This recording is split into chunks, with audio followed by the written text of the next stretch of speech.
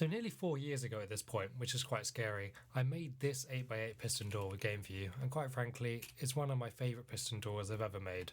For the time, it was quite small, at nearly 300 blocks smaller than a previous record, but it wasn't originally supposed to be this size. You see, this extra block on the side serves no purpose. There's no double piston tape on the bottom for a quintuple extender or anything like that.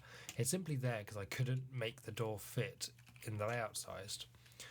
But now, with Johnny, I've been able to do it. I've been able to cut that extra block off the side. Now, it's quite slow, so I'm going to trigger it immediately. You see, this is the closing. It takes only a moment. But the opening is quite slow at over 2 minutes. Now, it's also got a small cooldown, but I'm just going to skip it so that I don't have to wait for the video.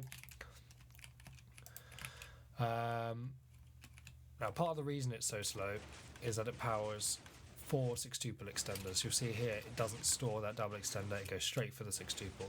The reason for this is quite complicated, and I'm not going to go into it right now, but if people are interested, I'll gladly do an explanation video about the specifics of this door.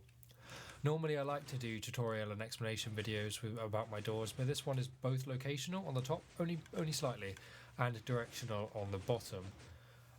That's quite annoying for me, but I've spent enough time building this that I don't want to spend very much more. But if you're still interested in this additional extra video, just let me know.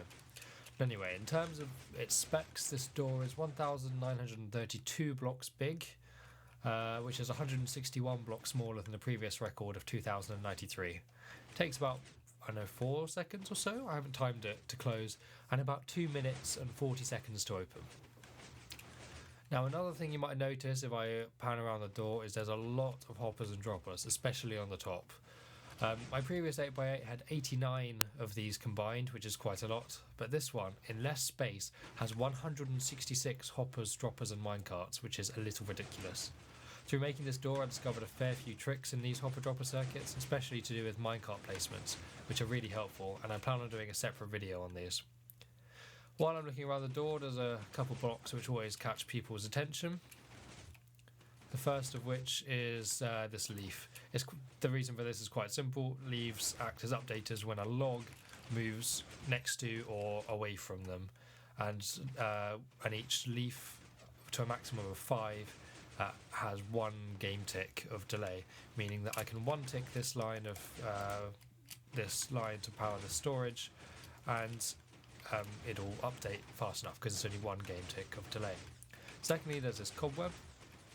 You'll see there's a minecart in there, and that's actually clipped inside this hopper so that it can both deliver the items into that hopper and have items be put into it from this hopper. That will be in the hopper video, but by chance there's this piston here that pushes up, and to stop it being pushed up, that's why there's a cobweb. And lastly, as the final 6-tuple extender powers and the bottom retracts, there's this weighted pressure plate.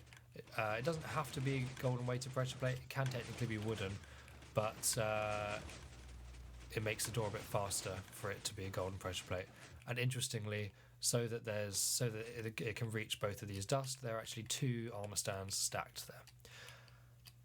Anyway, that's the door open. If anyone has any other questions about the door, feel free to ask them in the comments and I'd be happy to answer. And let me know if you want that extra explanation video. But thank you for watching, and I'll see you in that video.